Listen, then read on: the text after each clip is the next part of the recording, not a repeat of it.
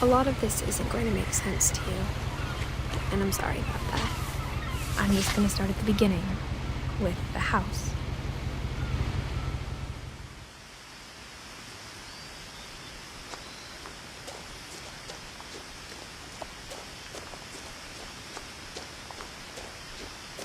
I lived here until I was 11, but I wasn't allowed inside half the rooms.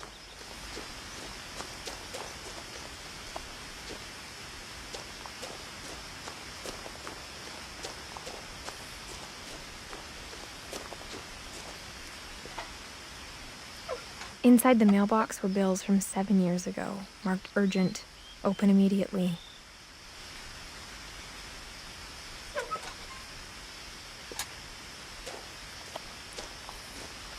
I hadn't been back since my brother Lewis's funeral.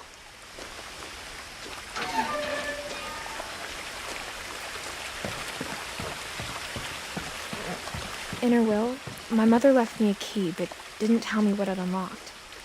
Maybe she thought I'd know, or she thought that the mystery would be enough to bring me back.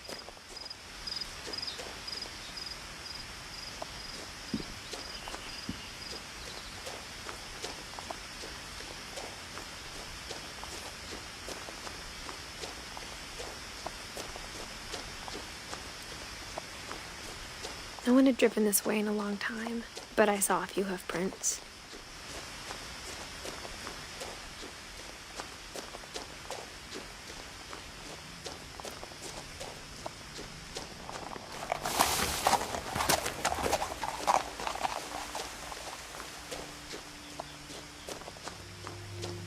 The truth is, even after I inherited the house, I never thought I'd come back to it.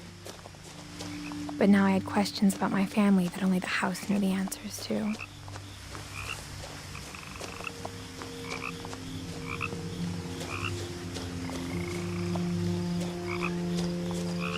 The house was exactly like I remembered it, the way I'd been dreaming about it.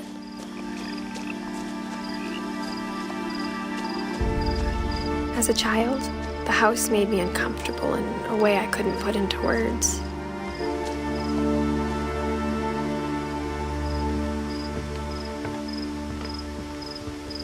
Now, as a 17-year-old, I knew exactly what those words were. I was afraid of the house.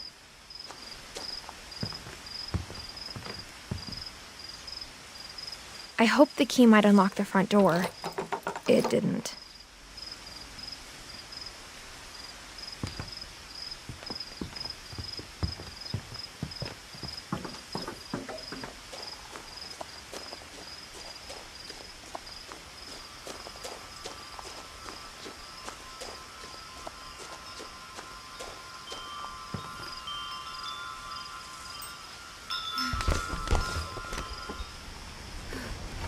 Crawling through the doggy door used to be a lot easier when I was 11.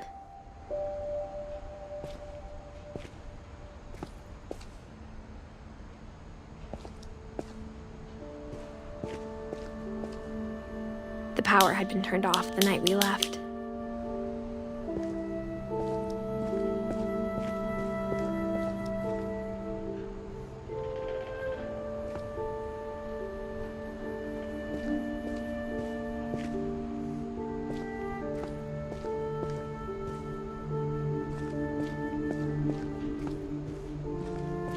For the first time in years,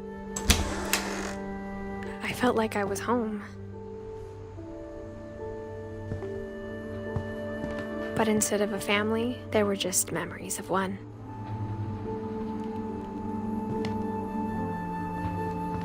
Like how only one restaurant would deliver to our house, so we had Chinese a lot.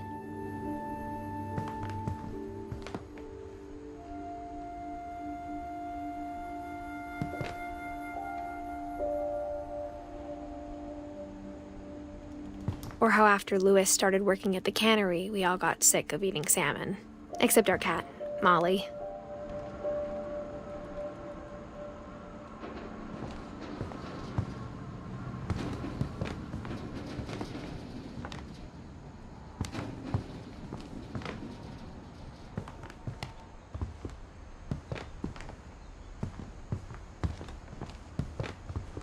Nothing in the house looked abnormal.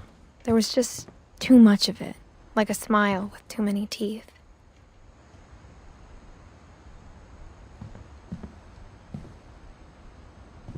After Milton disappeared, Mom sealed up all the bedrooms. Then Edie retaliated and drilled peepholes.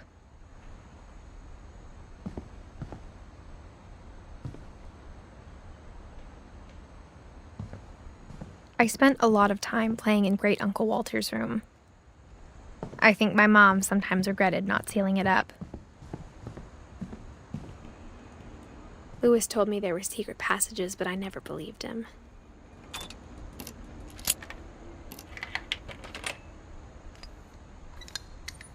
Turns out, my mom was really good at keeping secrets.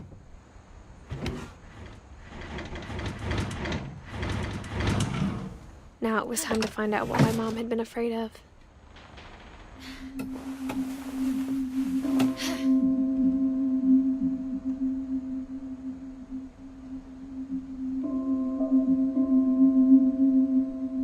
From the paintings on the wall, it was clear my brother Milton had been here before me.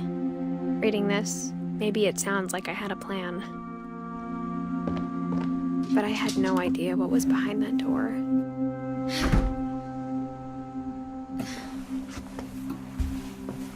Just like I had no idea where all this was gonna lead.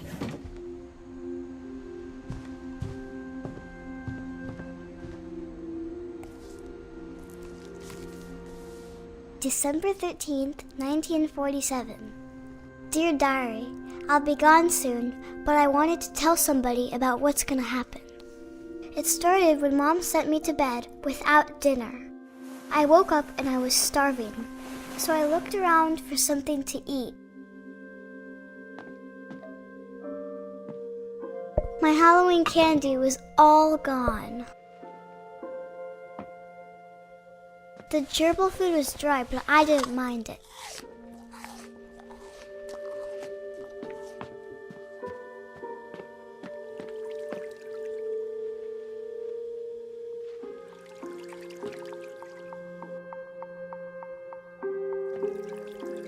I thought about eating Christopher, but I held back.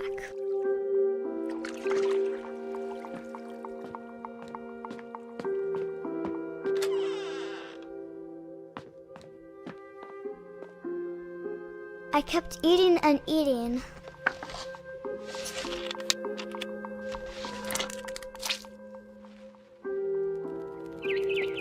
I ate a lot of things that night.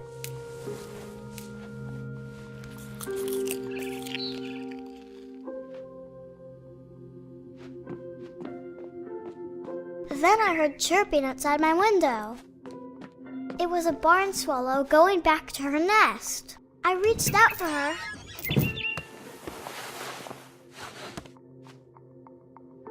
And suddenly, I was a cat.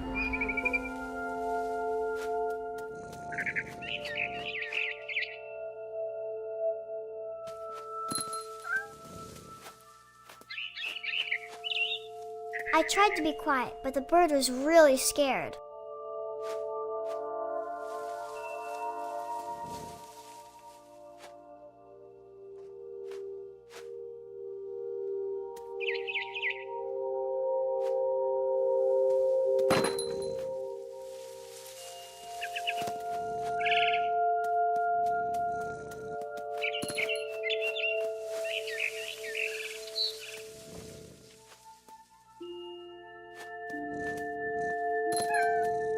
Mom and Dad didn't even look at me.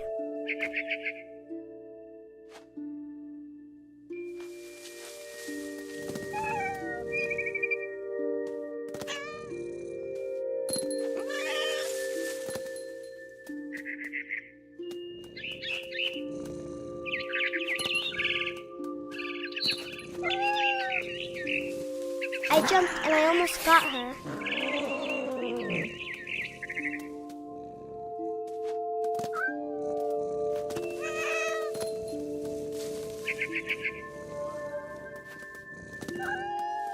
Now I was up in the big tree. I promised Dad I wouldn't climb it anymore. All I cared about was eating that mama bird.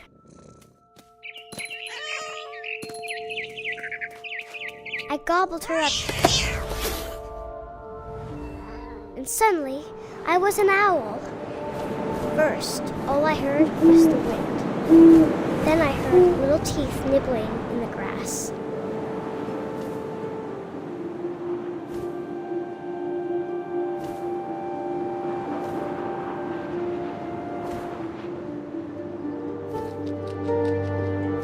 Rabbits.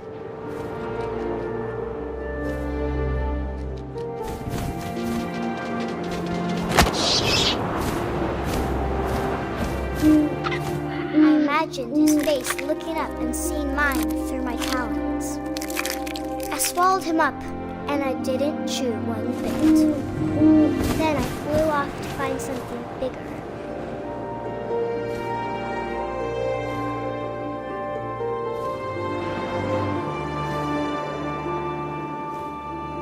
A mama rabbit.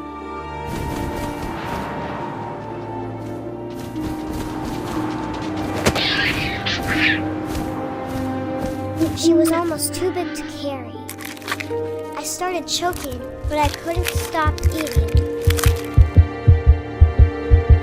And suddenly, I was a shark.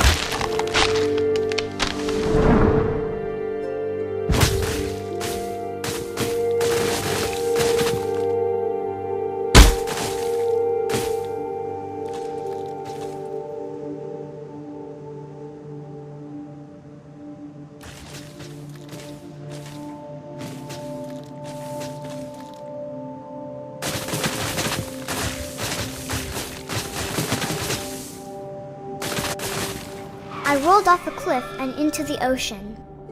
Now, I was hungrier than ever.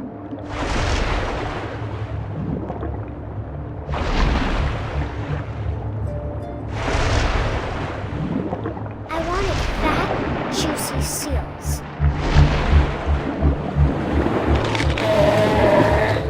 I tore off her flipper, and it tasted really good.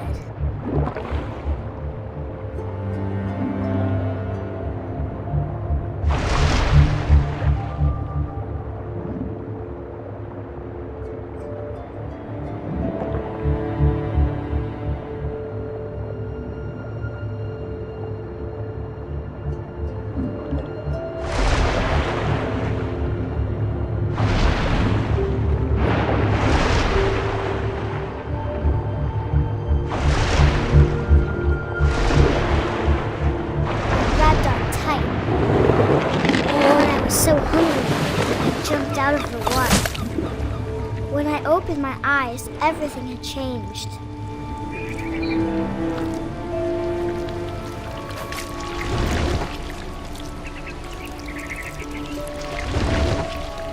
Now I was a monster, and I smelled people everywhere.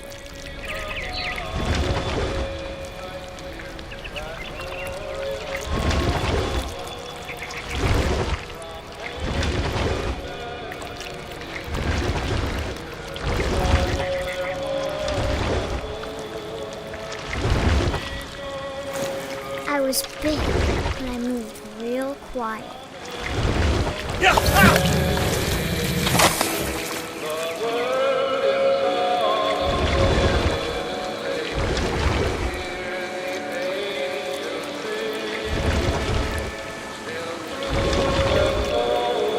I wanted to stop, but also I didn't.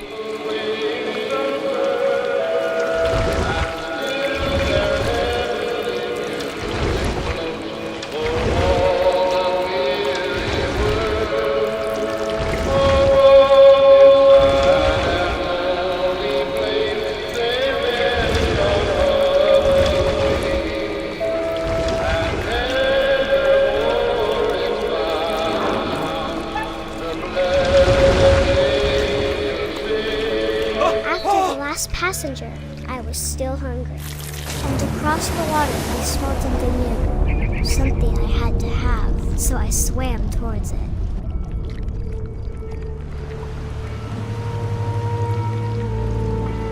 I slithered onto the sand, and the good smell went into an old pipe.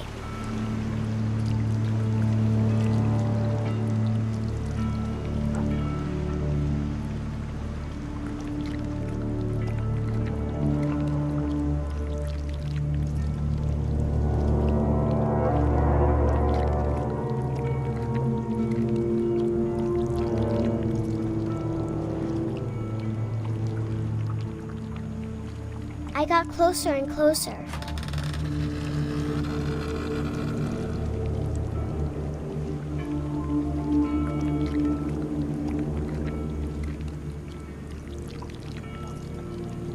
All of my stomach started growling. And suddenly, I was me again. I held my breath for a long time, but I couldn't hear anything. I think it's waiting for me to fall asleep. But it's not going to wait much longer. It needs to feed, and we both know I will be delicious.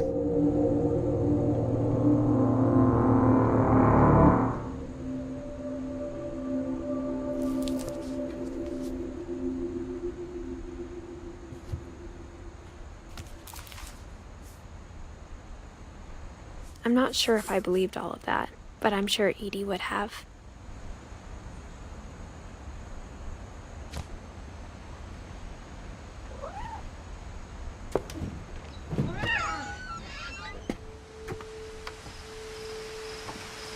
This will be obvious later, but my mom never told me any of these stories.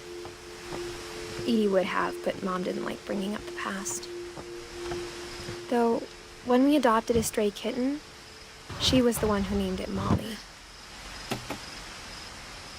I spent a lot of time in Great-Grandma Edie's room. We got along, and it was a good place to hide from my mom. Her room was like a museum. For 500 years, the Finches have been famous throughout Norway for their fortune and misfortune. Odin Finch buries the latest victims of the family curse, his wife Ingeborg and their newborn son, Johan. On January 7th, 1937, he set sail with his family and his house, hoping to leave the curse behind. But 40-foot waves off the coast of Washington send the house and Odin to the bottom of the sea. Odin's daughter Edie, with husband Sven and baby Molly, step ashore on their new home, Orcas Island. Odin Finch is the first to be buried in the new family cemetery. His daughter Edie is already dreaming of a new Finch house.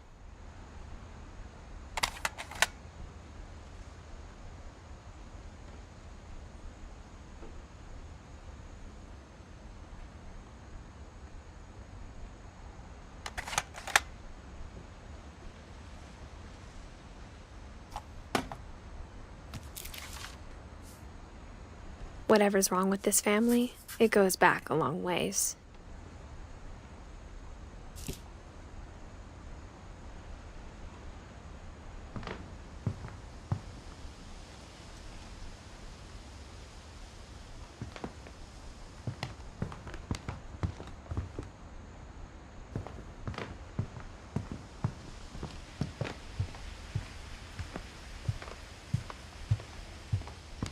Even in her 90s, sometimes Edie seemed a lot younger than my mother.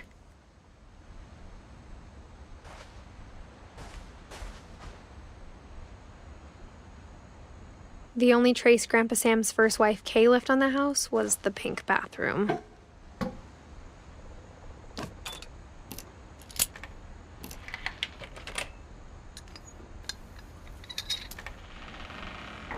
There's a secret in this bathroom.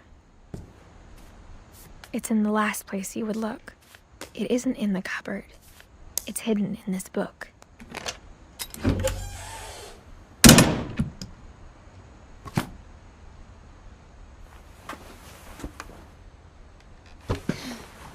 Sven gave Sam an old camera he'd refurbished. He never put it down.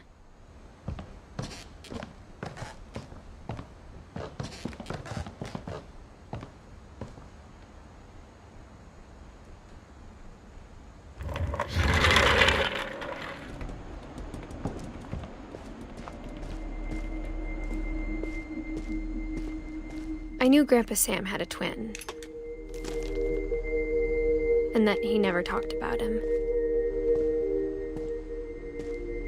I guess my grandpa didn't like history any more than my mom did.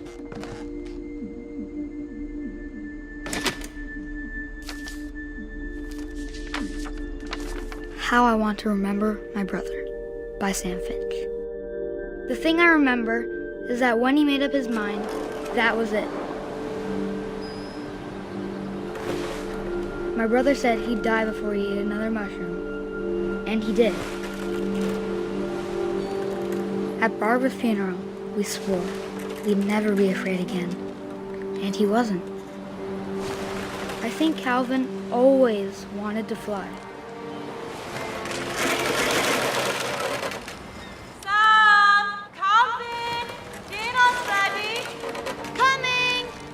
But that day, he finally made up his mind to do it. I told him going around was impossible. Maybe if I hadn't said that.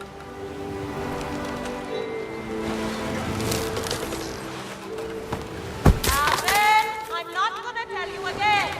Maybe if the wind hadn't picked up. Then maybe he'd still be here. But I doubt it. I think he'd already made up his mind. That's what I want to remember about my brother.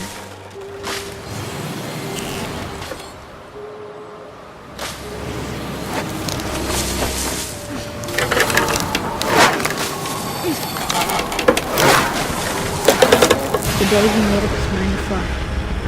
And he did.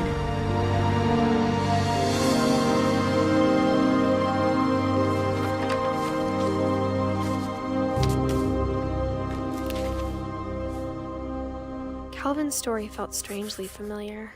When I was younger, I remember trying to do the exact same thing.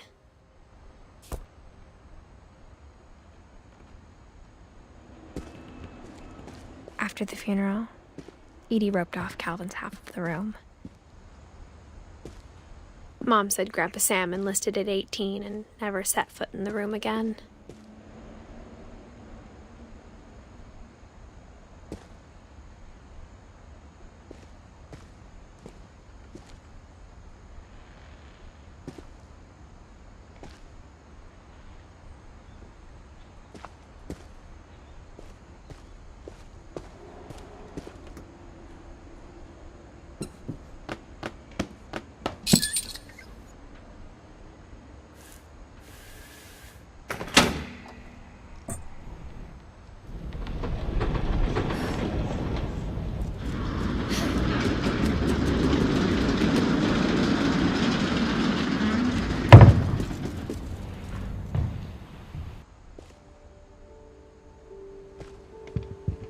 The passages were a pretty tight fit.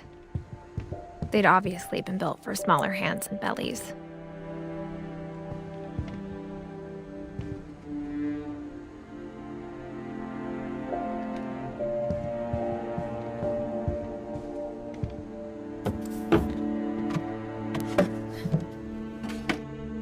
Growing up, I always thought of Barbara as a child star.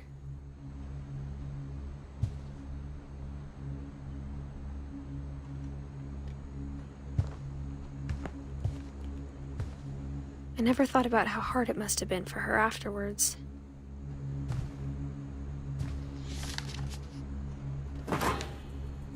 Of all the stories people wrote about Barbara's death, I'm surprised Edie saved this one.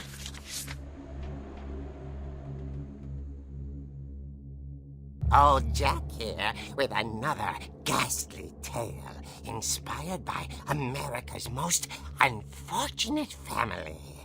I'm calling it The Surprise Ending of Barbara Finch. As a child star, Barbara was famous for her scream. Now at 16, she was all washed up. A has-been. But in a lucky break, she'd been asked to perform her signature scream at a local convention for monster movie fans.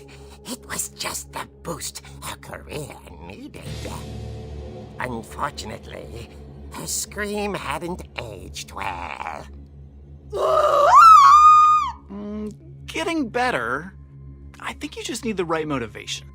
Her biggest fan and current boyfriend, Rick, was about to demonstrate when... Now that was a great scream. It was Barbara's father, Sven. He'd slipped into a table saw and had to be rushed to the emergency room. So Barbara got stuck babysitting her youngest brother, Walter.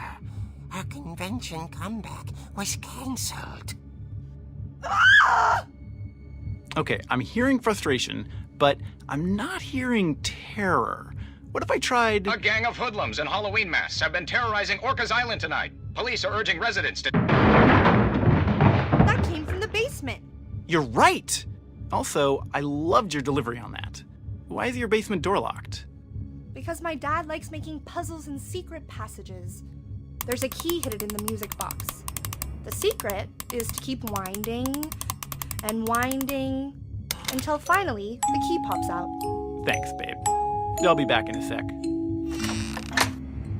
20 minutes later, Rick hadn't returned. So Barbara went to look for him, right on cue. She reached for the music box.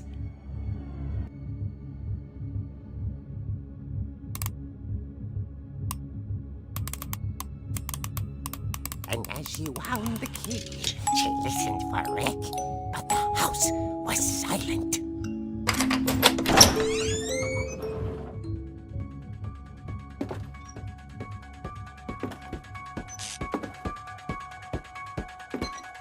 She found Rick's crutch and imagined the worst.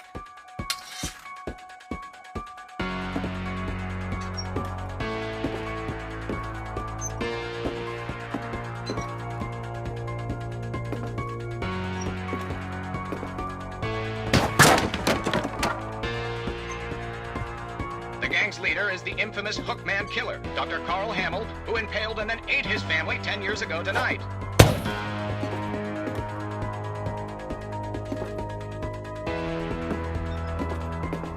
The old fridge rattled and grew still.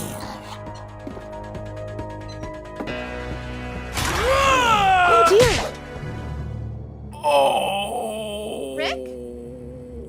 Barb, relax. I was just trying to scare you to help you find your scream. Well, I'm not scared, Rick. I'm furious. Then act furious.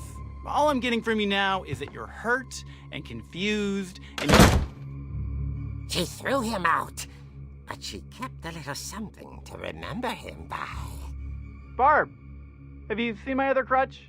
And she was still holding it when she fell asleep watching the Late Picture Show. Hours later... Barbara!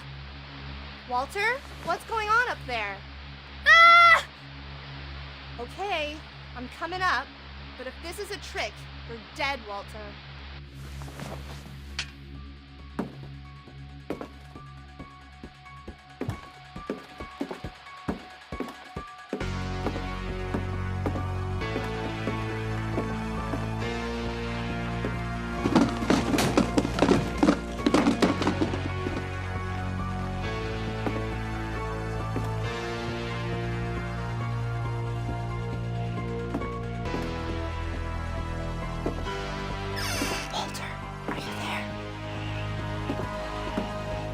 Walter had vanished, but his bedside radio was still on. Orcas Island police describe the man as 6 feet tall, with a steel hook for a hand. Residents are urged to lock all doors and windows and notify the police of any suspicious activity. Barbara turned, saw the hook man, and was speechless. He was quite smashing. And where he was, he couldn't get enough of Barbara. Okay, Barbara, there's gotta be another way out of here. That night, she played her part beautifully.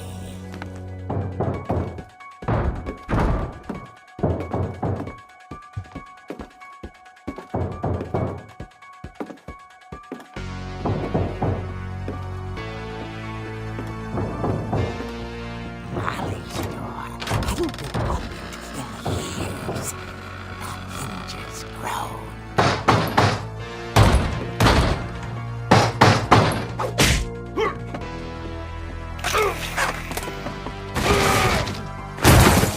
wasn't moving, but she sensed the story might not be over yet.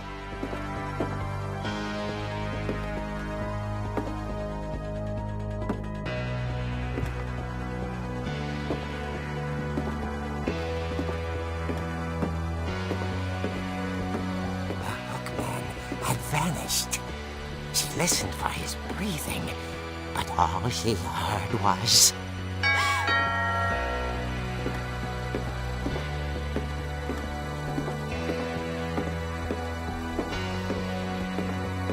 At the door, she heard whispering. It was coming from inside the house.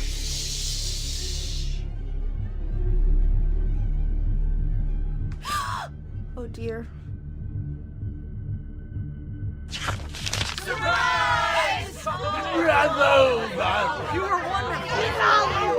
monsters had come to surprise her. For Barbara, it was a dream come true. Then she saw what kind of monsters they were, and she realized what was about to happen.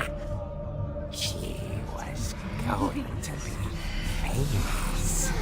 And with her final breath, Barbara Finch gave the performance of her life.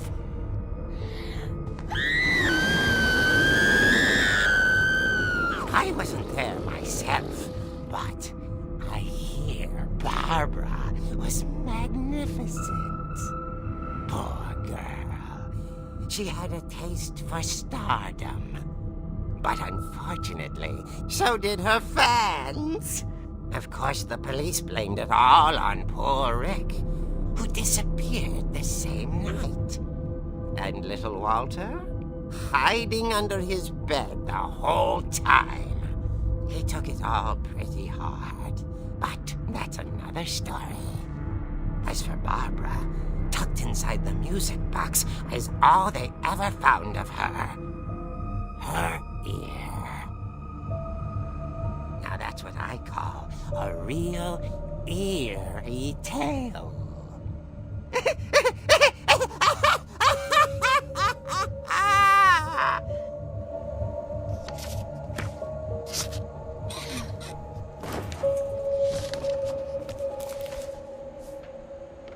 Edie told me all Barbara wanted was to be remembered, as absurd as that comic was. Maybe what Edie saw was a happy ending.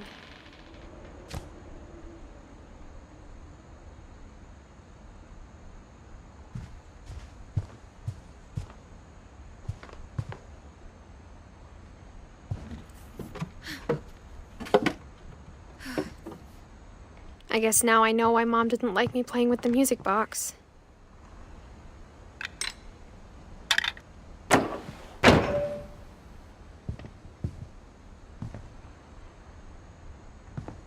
Edie's father, Odin, built the original house.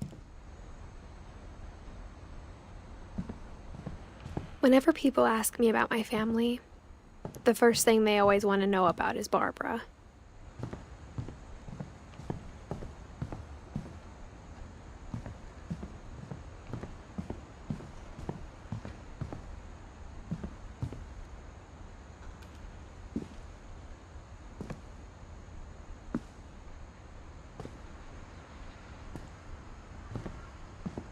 A lot of things got left behind in the whirlwind of that last night.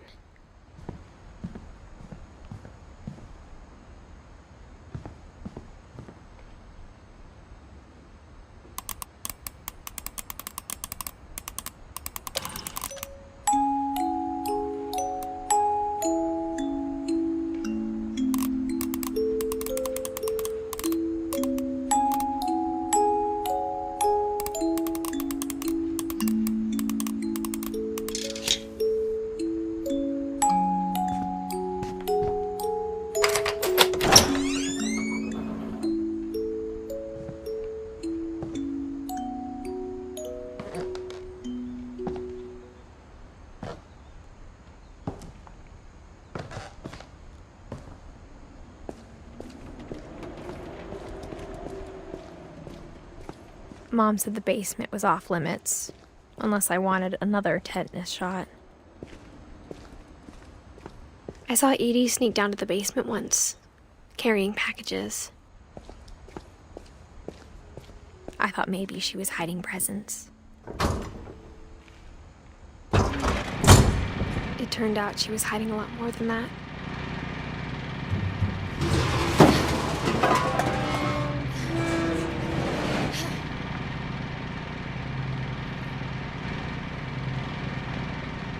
I remember asking Mom once about where Walter had gone.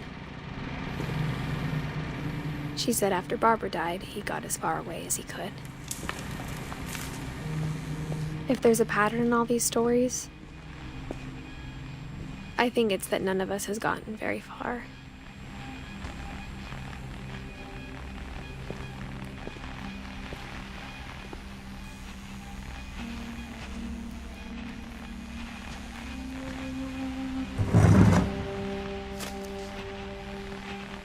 Goodbye, everyone. I can't believe I've been down here for 30 years. On that first day, after the shaking started, I didn't think I'd survive a week.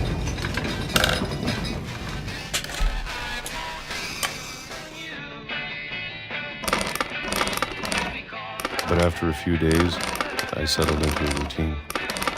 That's what kept me sane. Having a schedule, living for today. I always expected to be dead tomorrow. But if you wait long enough, you get used to anything.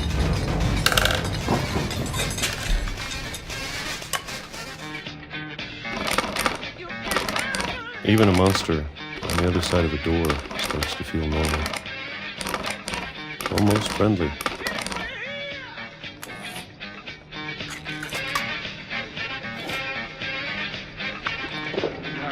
And then one day, everything just stopped. Whatever that thing was, it was gone. Maybe it got tired of waiting. Or maybe I just got tired of being afraid.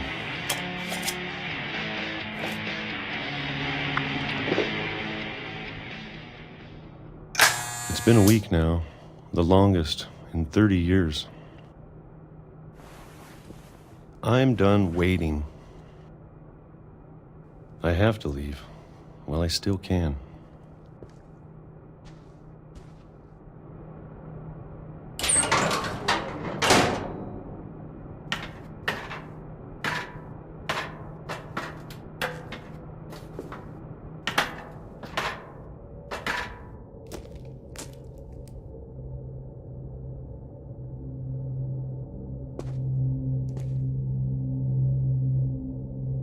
I know it's out there, somewhere.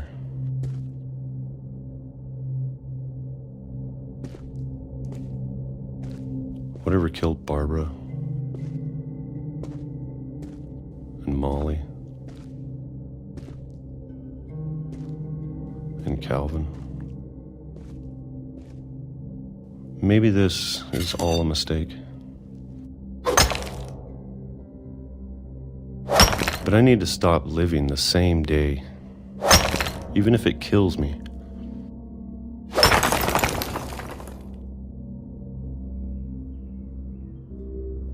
Whatever's out there, I want you to know I'm ready for it.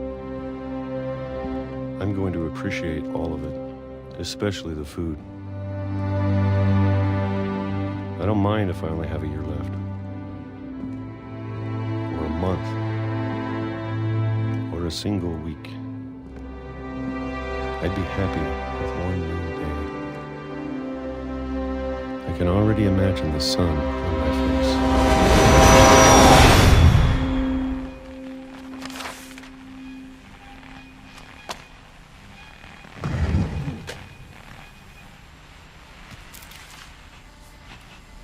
Walter died when I was 6. I can't believe my mom never told me he was down here. I'm sure my mom was trying to protect me.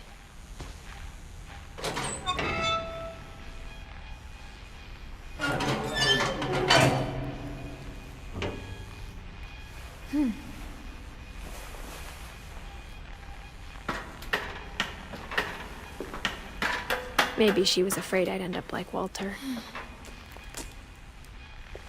But if she never told me about an uncle under the house, I can only imagine what else she was hiding. I don't want to make the same mistakes she made, trying to bury something that's still alive.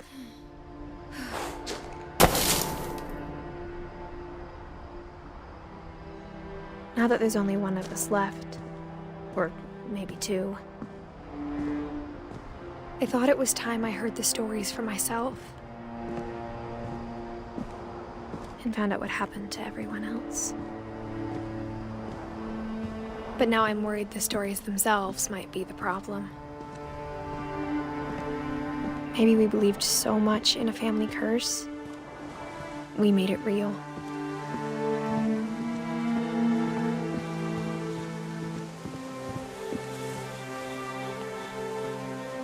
I don't know if I should even be writing this.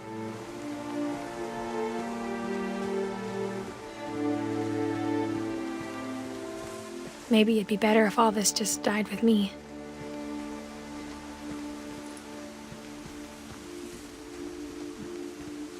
But I thought you should know about your family.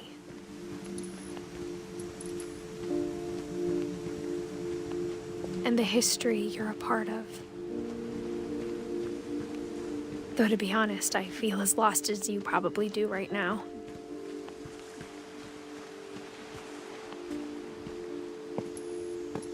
I think the people in these stories believed them, for what that's worth.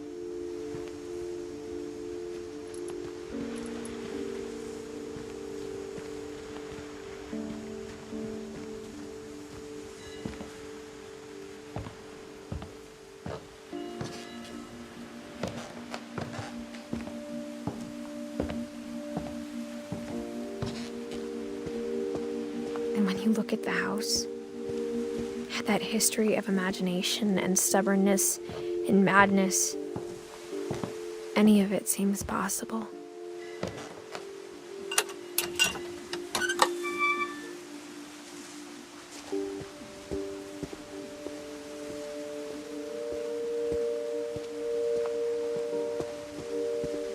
I think we've been surrounded by death for so long, we've just gotten used to it. What kind of family finishes building a cemetery before starting the house?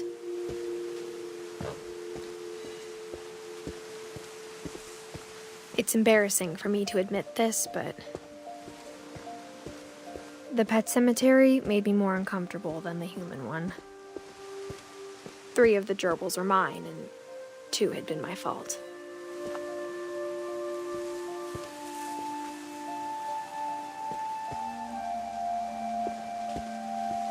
Sven built the house, but it was Edie who designed the cemetery.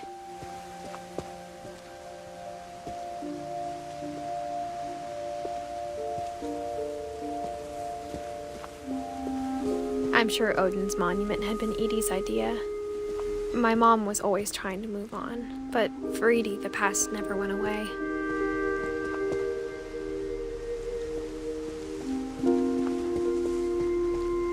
She could see it poking out of the water at low tide.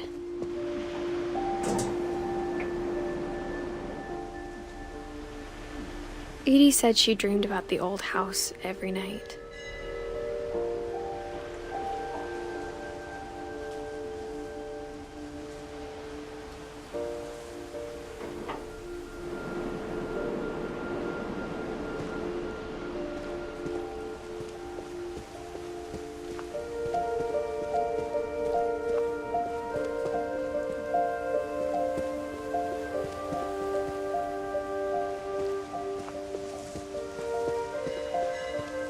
Edie's side was always easier for me to understand.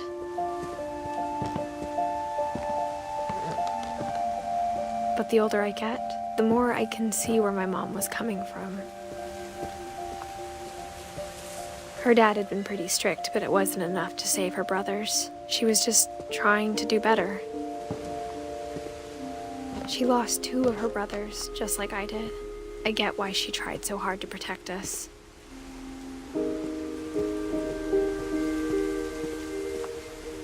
There's so many things I wish I could ask my mom now. Part of me thinks this is what she wanted all along. For me to come back someday and find everything out for myself.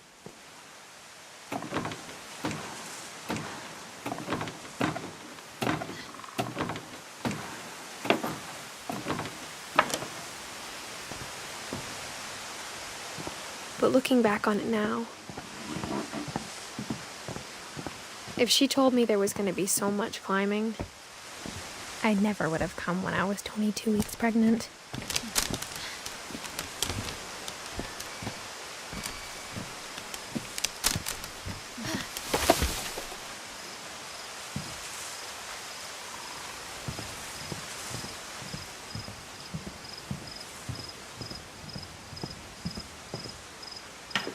I never met Grandpa Sam, but I think he and my mom had a lot in common.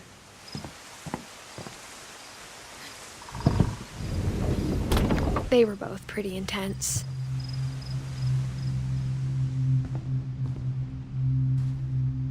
Sam spent his life shooting photos, but Mom said he got nervous being in front of the camera. I guess we're all afraid of something.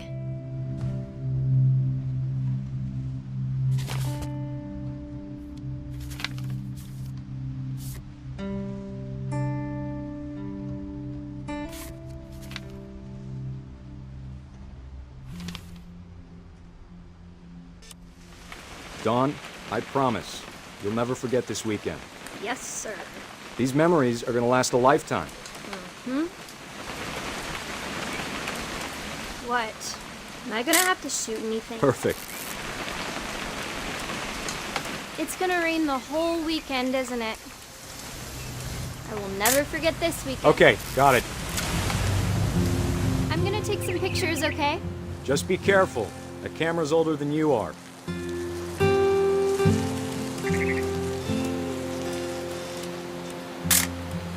Aw. You're right, Dad. It's starting to clear up. Still freezing, though. Definitely should not have drunk all that coffee. Hey! That's a keeper. I'm just saying, I'm not always gonna be here, Dawn. You'll need to remember this stuff, if you want to survive.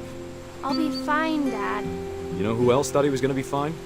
Some guy who died. Dawn, I'm being serious. I know, Dad. You're always serious. Doesn't being out here make you want to chill out? Well, to tell you the truth, I haven't been out here in 20 years.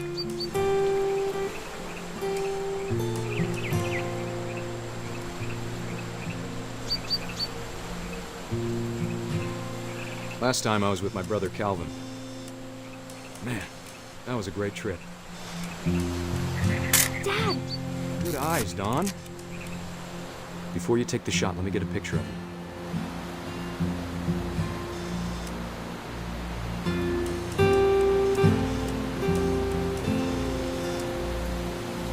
Dad, I... Just breathe. Turn off your imagination. Focus on your target.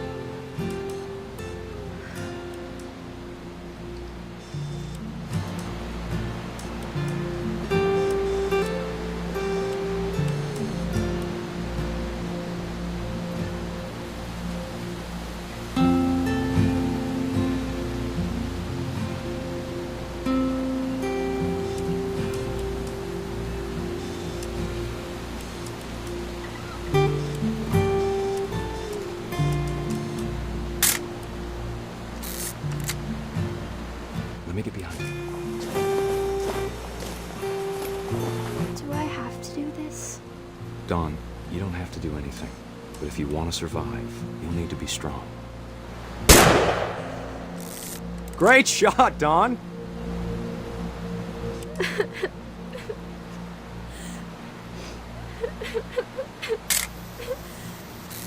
I'm proud of you, Dawn. Always remember that, okay?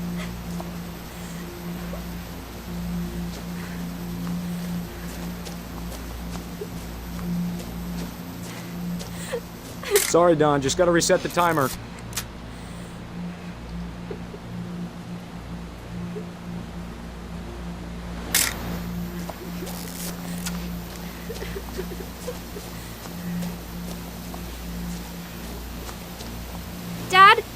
It's twitching. I think That's it's totally sick. normal, Don. Just focus on the camera. Try not to think about... Dad!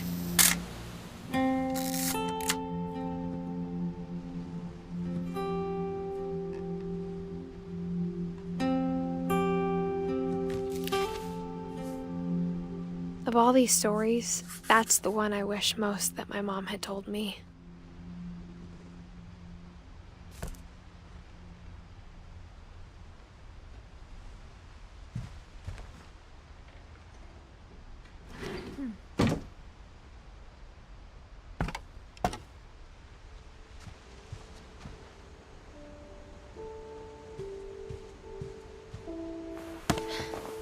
After Sam died, my mom and Edie got really close. They'd both lost a lot.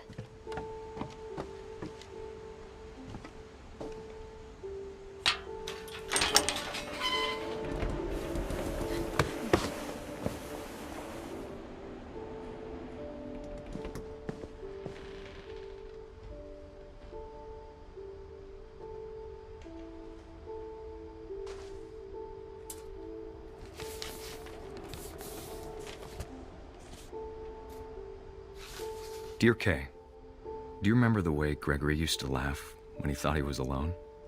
Like something funny was happening, but only he could see it.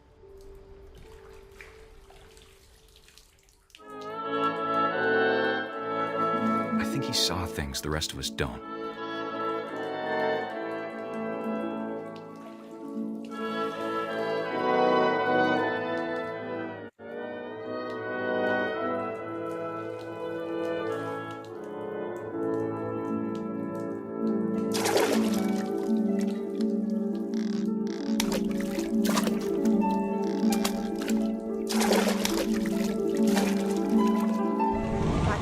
Gregory, it's time to...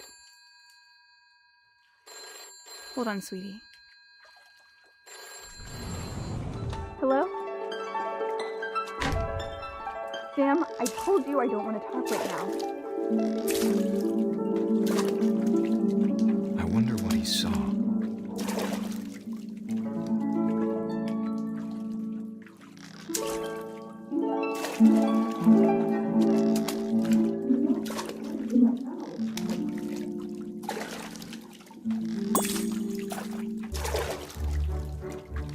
What his world was like. He reminded me so much of Calvin. Lost in his imagination.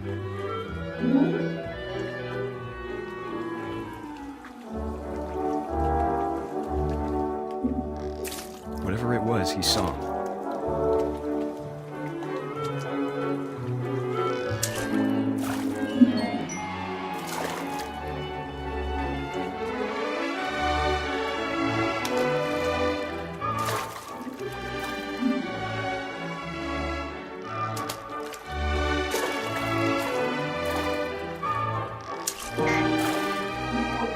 It sure made him happy.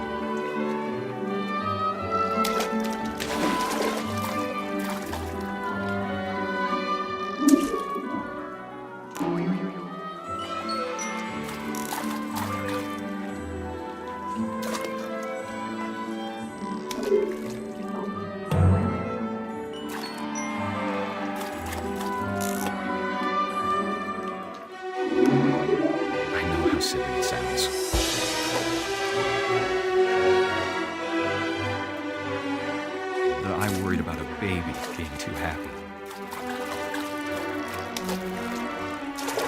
But I could feel him slipping away. Sorry about that, Gregory.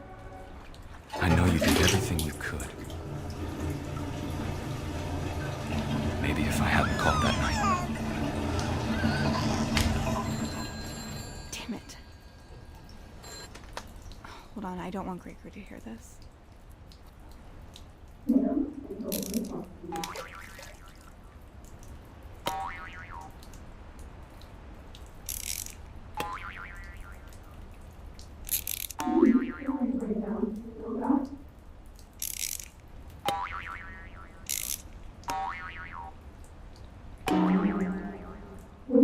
I wish he could have told us about the world he saw.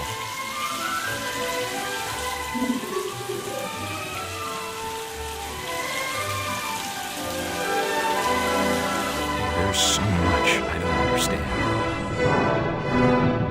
about Gregory, about everything.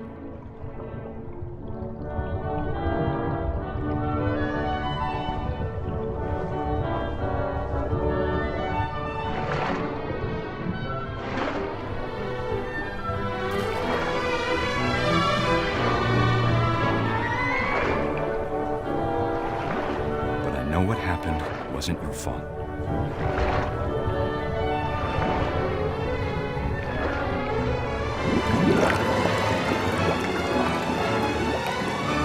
I'm sure he's happy. And he'd want you to be happy too. Good luck, Kay.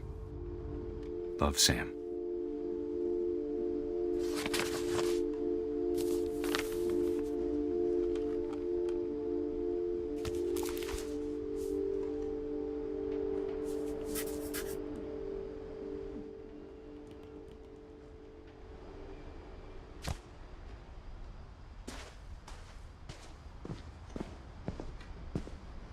I can't imagine my mom ever writing poetry, and yet... A poem for Gus, who always said the wedding was a bad idea. Our father never hit us kids, at least not very hard, before the day my brother said with teenage disregard that he'd be dead before he'd see a wedding in our yard.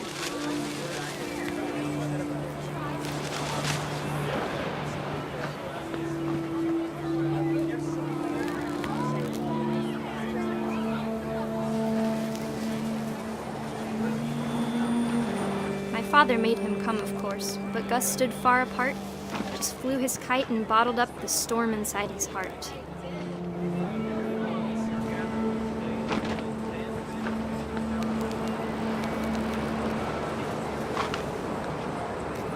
I tried to talk him out of it, but though he'd never met her. "We don't need a stepmom," were the words that I now pronounce you husband and wife. You may kiss the bride.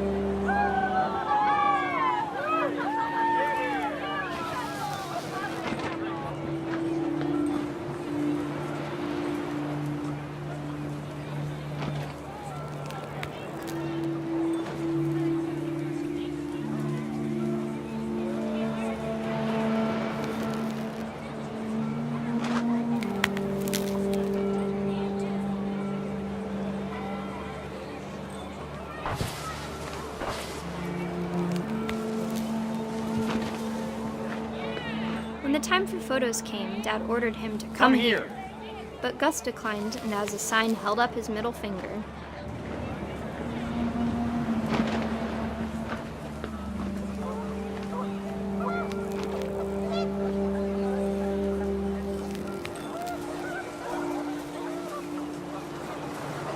The wind picked up, and panicked geese appeared and quickly went.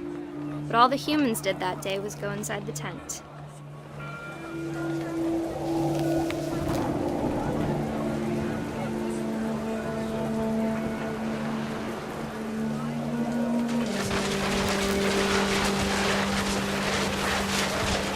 Rain came down in buckets then, but no one seemed afraid that nature might destroy the tent our dad had crudely made.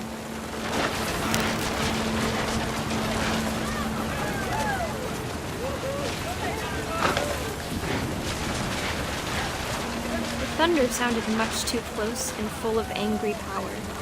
But all my father said to this was, "Make the music louder."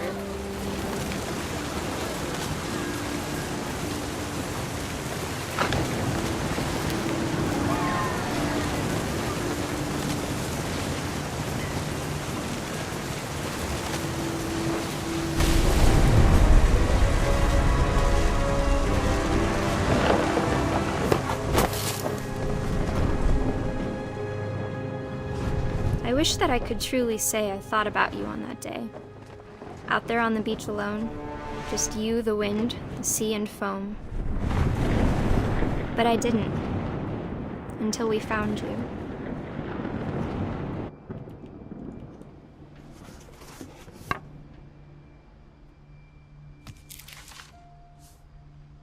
She never talked about him, but Mom told me once if I was a boy, they were going to name me Gus.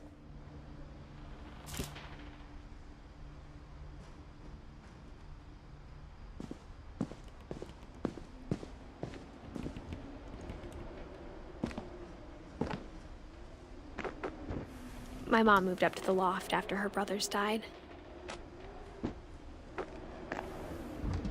At the time, it was as far away as she could get.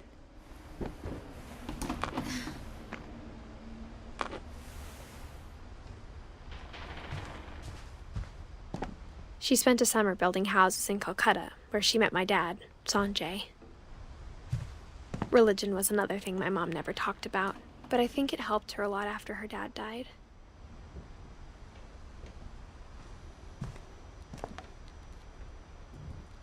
My mom moved to India a week after graduation and got a job teaching English. Louis was born a year later.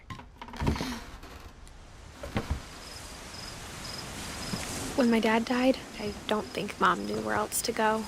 I'm sure Edie was happy to have her back. The house had to get a little bigger, but Edie was used to that. And for a while, things were good, almost normal. But it didn't last. The beginning of the end was Milton's 10th birthday, when Edie gave him a castle.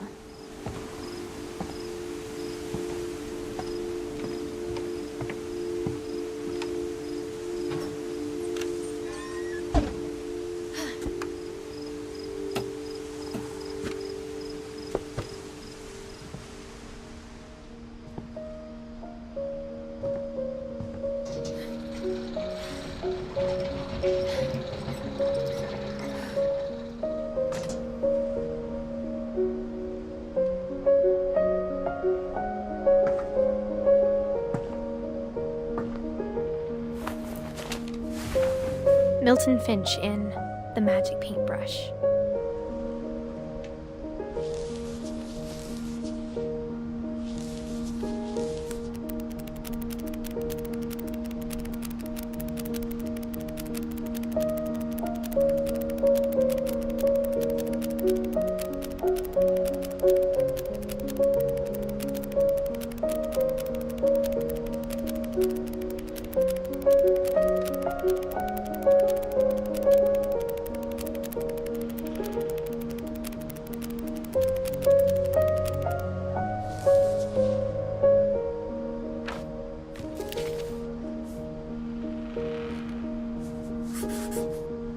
I was 4 when Milton disappeared.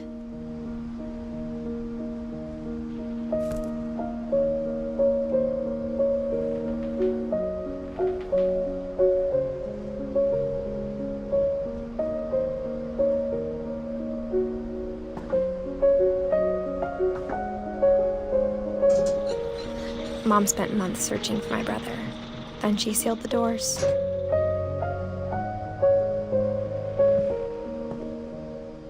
Whatever Milton had found in the house, Mom didn't want it getting out.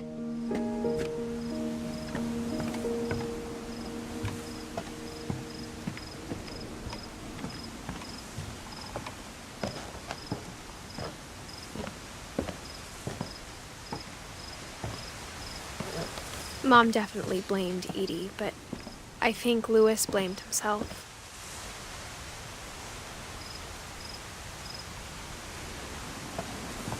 after he graduated, he just spent more and more time in his room. Until Mom got him a job at the cannery.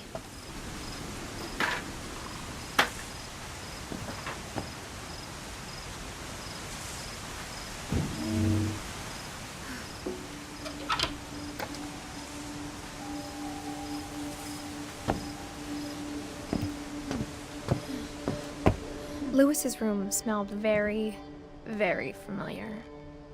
That part of him lived on. Lewis and I spent a lot of time playing games together, but he was surprisingly bad at them. He died a lot.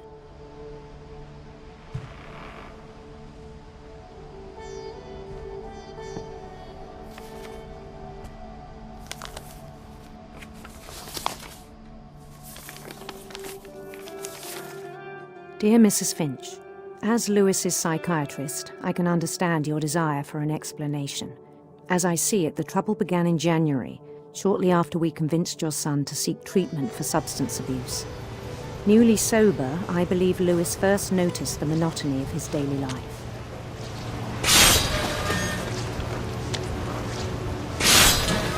He kept working at the cannery, but he withdrew part of himself. In our sessions, I saw the same behavior. His mind began to wander.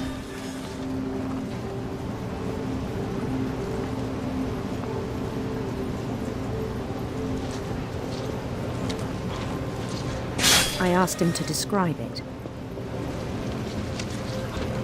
He said he started small, imagining a labyrinth. He'd feel his way about. Then something moved. Bats and toads.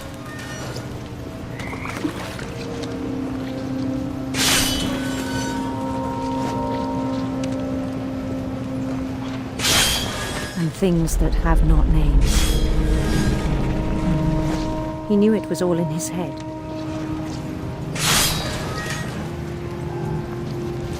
But he took it very seriously. I had hoped he'd find himself.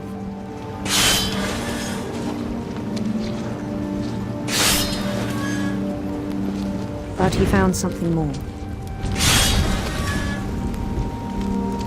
I worried about him then. Daydreaming at the cannery. I spoke with his boss. But he said Lewis had become a model employee. Methodical, tireless, focused. Like a whole new Lewis. So I let him go on.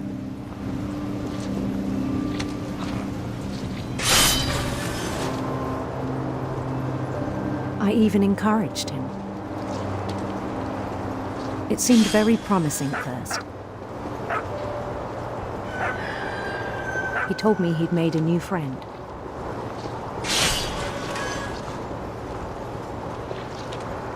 On the edge of a city he named Lewis Topia.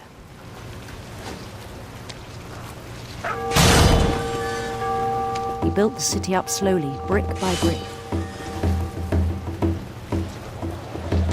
Then he made musicians.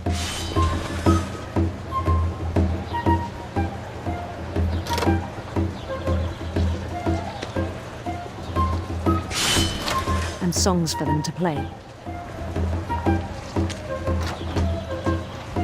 He talked about starting a band.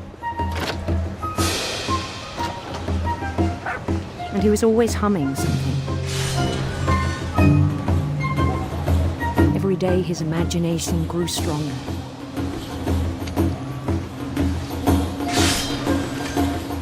He no longer spoke at the cannery. But his chopping was as reliable as ever. Then one day it struck him that all the cheering crowds, even the stones under his feet, were all in his imagination. So he could do whatever he wished.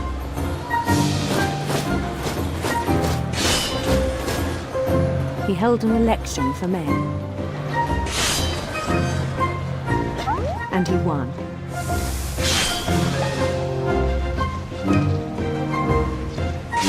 They begged him to stay, but his mind was already wandering. It became a game for him.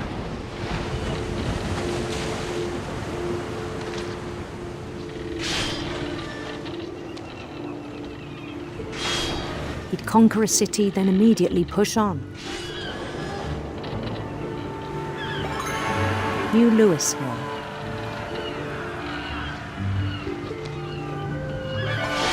St. Louis. He started drifting away from our reality.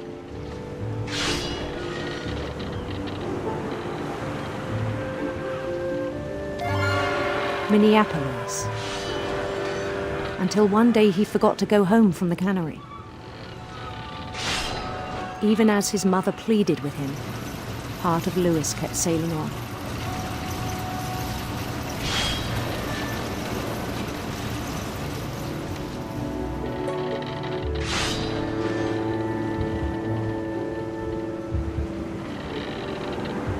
In Louisburg, he heard rumors of a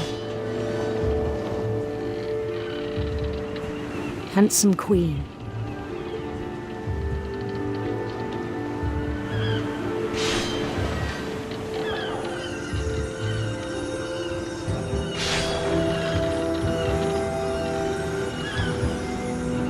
The queen was on her own quest for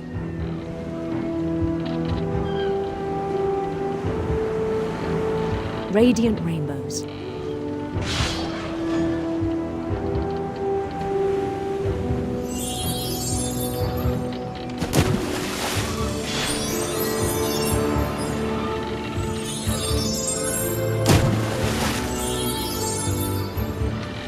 He followed the sound of her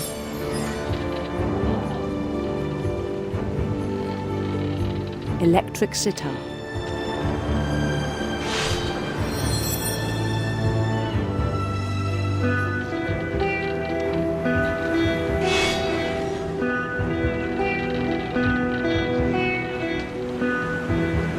His chase led him to a golden palace east of the sun and west of the moon. Even then, his logic remained sound.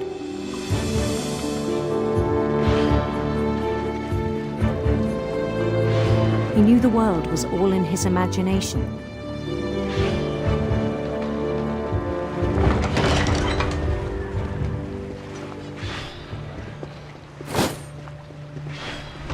But he was so proud of having created it.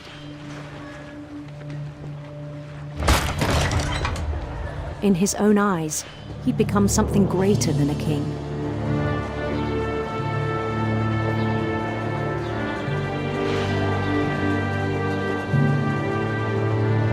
For someone who'd never known success in the real world, I think it was overwhelming. And then it struck him that the real Louis was not the one chopping salmon, but the one climbing the steps of a golden palace.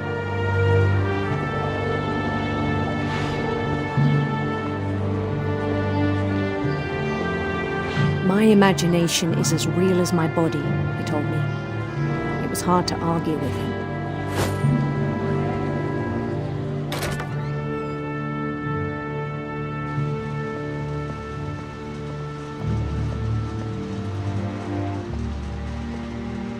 We began to forget the world we know.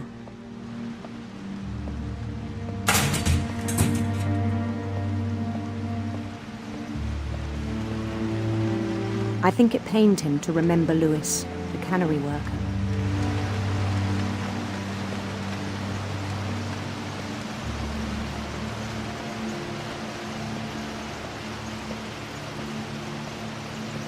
He began to despise the man with a royal contempt.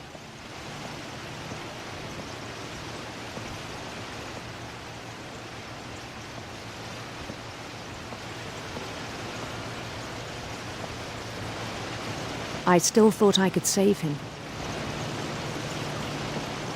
Even after he said he was being crowned king over all the lands of wonder.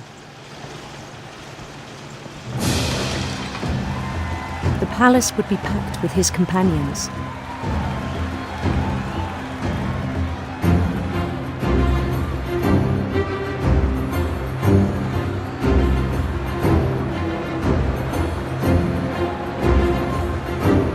including the wise Calico who'd insisted on advising him.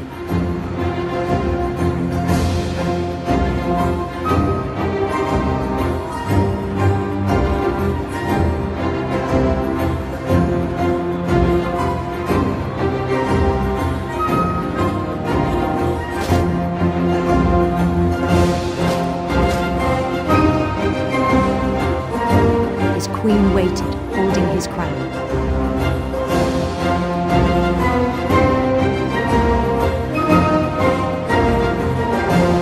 There was only one thing left to do.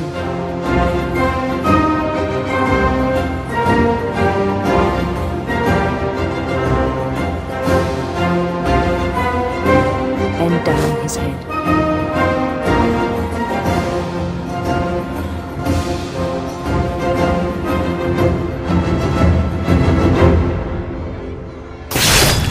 And the rest I think you know.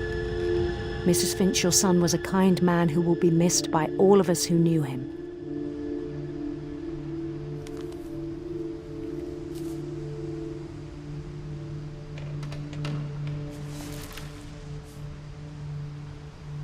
My brother was really cool.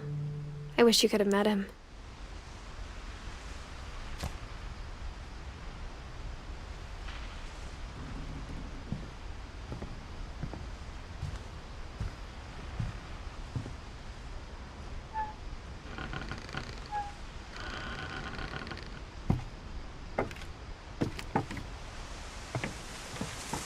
On the way back from Lewis's funeral, my mom told me to start packing.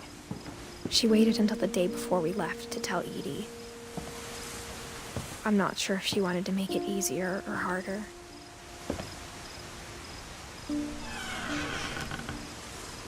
I wish we'd stayed. But I understand why we left. What happened that night had been coming for a long time. Maybe it should have come sooner.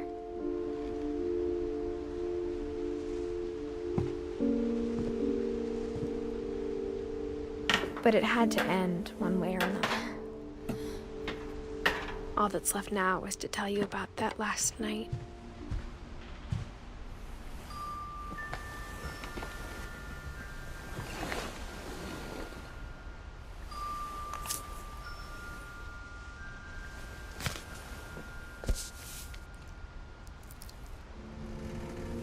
That whole last day, Edie just watched us pack and didn't say a word. Until supper, when she raised her glass and said, "To our final night together, and all our final nights apart." Grandma, you know what I said about alcohol. Some of your medications are very Edith, specific. I left a present for you in the hallway. Why don't you go open it? The grown-ups have to argue now. I'm sorry, you're right. We're all leaving tomorrow. Let's just enjoy our last... I'm not leaving. Edith, you're excused.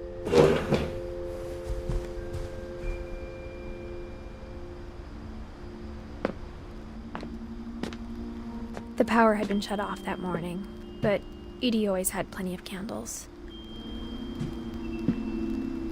When my mom sealed the library, I don't think she knew about the other entrance. Or that Edie had a key to it.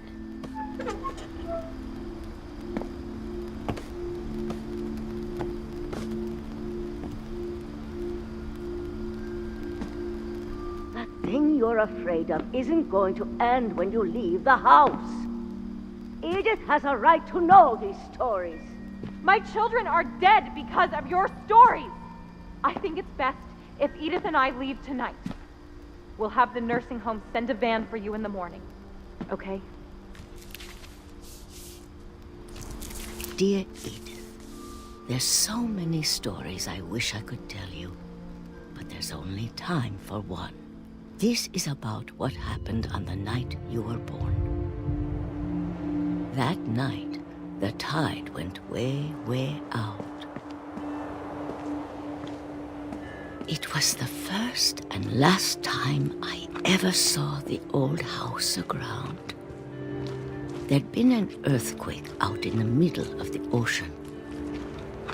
They called it the lowest tide in 1,000 years. God, it smelled awful. You know, I've seen that house every day of my life.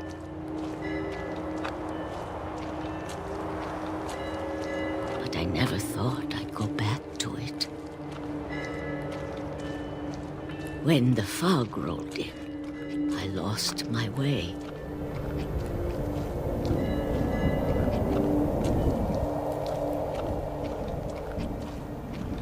I got turned around.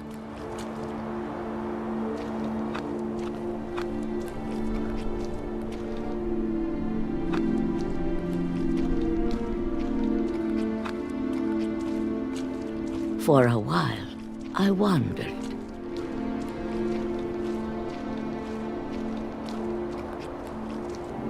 I started seeing things.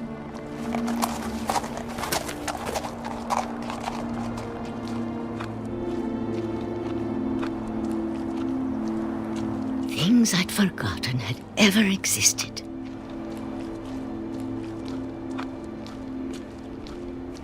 But when I saw them, they felt like old friends.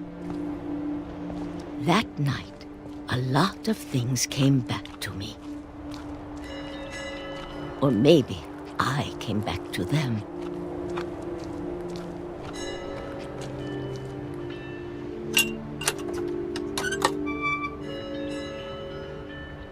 Things I can't explain, but that I need you to try and... Edith, what are you doing in here? It's mine. Edith! Mom, you're gonna rip it! Let go! I kicked and screamed, but Mom dragged me to the car.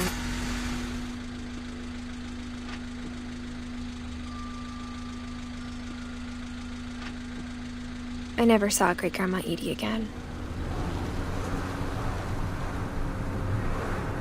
The next morning, the band came to pick her up, but she was already gone. After that, we moved around a lot.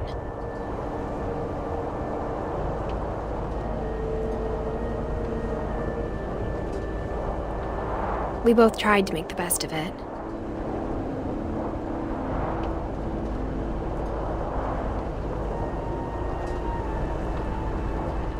A few years went by.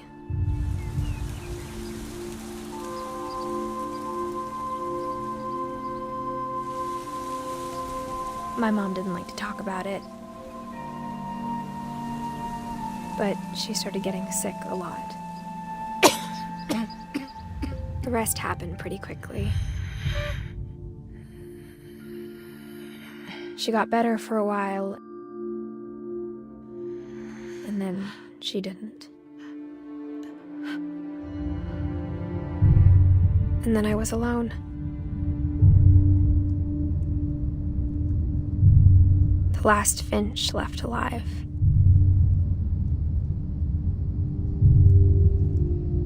Until I found out about you.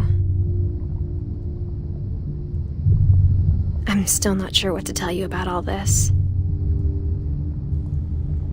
If we lived forever, maybe we'd have time to understand things. But as it is, I think the best we can do is try to open our eyes. And appreciate how strange and brief all of this is. This journal was supposed to be for you. But now I hope you'll never see it. I just want to meet you and tell you all these stories myself. But I guess if you're reading this now, things didn't work out that way.